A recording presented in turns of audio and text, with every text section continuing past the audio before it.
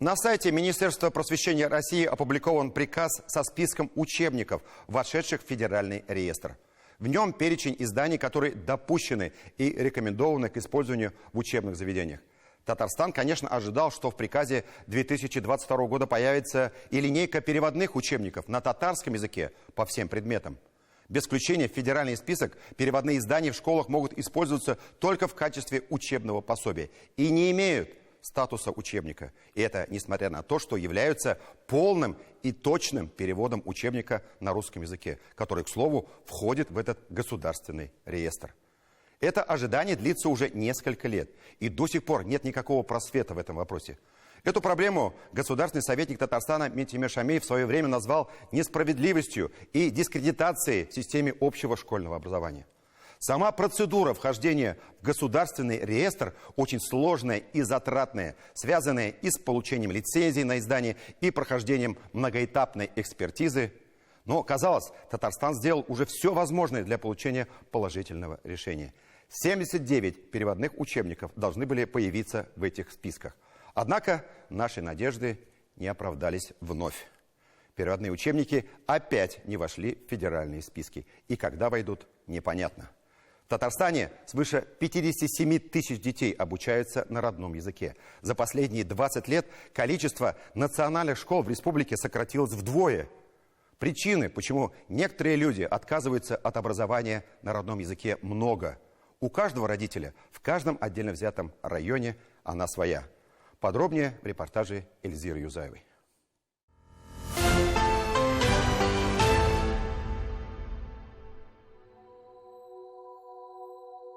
Юго-Восток у многих из нас, как правило, ассоциируется с большой нефтью. Но есть один удивительный факт. На месте современных крупных нефтяных городов, таких как Альметьевск, Лениногорск, Бугульма, Бавлы, чуть больше века тому назад находились древние татарские селения, которые являлись очагом просвещения и культуры татарского народа. И это была отнюдь не глухая провинция, оторванная от Казани. Это была территория с прогрессивной системой национального образования. Доказательством тому служит, к примеру, и вот эта деревня Кищущат, где родился великий ученый-реформатор, религиозный и общественный деятель Риза Фахриддин, всю свою жизнь посвятивший делу просвещения своего народа. Риза Фахриддин писал, что особая ценность семьи – это воспитание ребенка, это высшая награда. Мы должны воспитать и оставить после себя такое поколение, которое будет за нас молиться. Все предки Риза Казея были людьми религиозными и образованными. Его прадеды построили в деревне первое медресе. Все население Кищущат стремилось получать знания. Мальчиков обучали муллы, а девочек – остабикялер, их жены. В 1926 году медресе было преобразовано в 6-летнюю татарскую школу. С 1992 года эта школа стала выдавать аттестат о полном среднем образовании.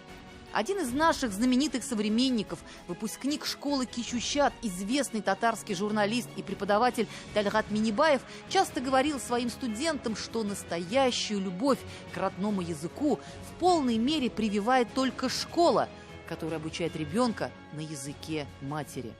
Дистилляция, перегонка или выпаривание. Хорошо. Теперь в школе с такими древними татарскими корнями родная речь слышится все реже и реже. И тому есть, казалось бы, весьма объективные причины. Главное – это отсутствие педагогических кадров учителей, которые могли бы вести преподавание на татарском языке. Мы, директора школ, сами ищем педагогов. Мало учителей, которые хотели бы работать в татарской деревне. Информацию размещаем даже в социальных сетях. Но, как правило, найти подходящую кандидатуру очень сложно. Раньше был институт, который готовил национальные педагогические кадры, но по какой-то причине его закрыли. Это плохо отразилось на работе татарских школ. Вот даже учебники, если они переведены на татарский язык, то их можно использовать только в качестве учебного пособия. Нам очень обидно. Не каждая школа с родным языком обучения в России может справиться с ворохом проблем. Сегодня они существуют не благодаря, а вопреки. Законодательство в области образования изменило само отношение к национальному просвещению. Теперь родители выбирают не только школу, но и язык обучения, и, что самое абсурдное, родной язык для своего чада. Отсутствие национальных региональных компонентов в школе, которые прививали в детях любовь к языку и истории своего народа, сокращение часов на изучение родного языка и государственные экзамены на русском в итоге сделали свое дело. Даже в сельской местности, в деревнях с исконными глубинными татарскими корнями предметы на родном языке, словно корова языком слизнула. Родители неустанно твердят, чтобы мы учили детей на русском языке. Да, это наши односельчане. Эти люди не приезжие. Это люди, которые выросли на этой земле и знают историю этой земли. Но из-за ЕГЭ желают, чтобы их дети учились по-русски.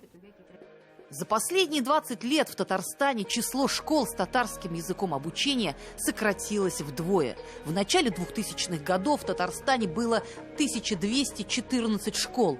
Сегодня, согласно статистике, в регионе лишь 657 школ с татарским языком обучения и воспитания. Во многих из них сегодня сохраняется лишь национальная среда. Родителям достаточно того, чтобы дети плясали и пели по-татарски. При этом вопросы качественного владения родным языком, сфера его распространения и его будущее мало кого волнует.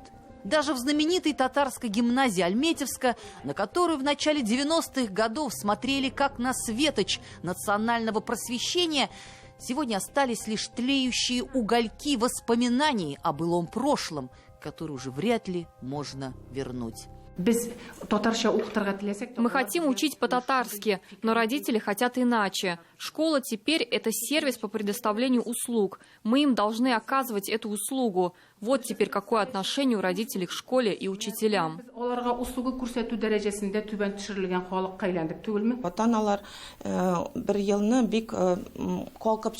В один год родители вышли с требованием «учите татарскому языку», но согласно федеральным государственным стандартам обучение должно быть на государственном русском языке.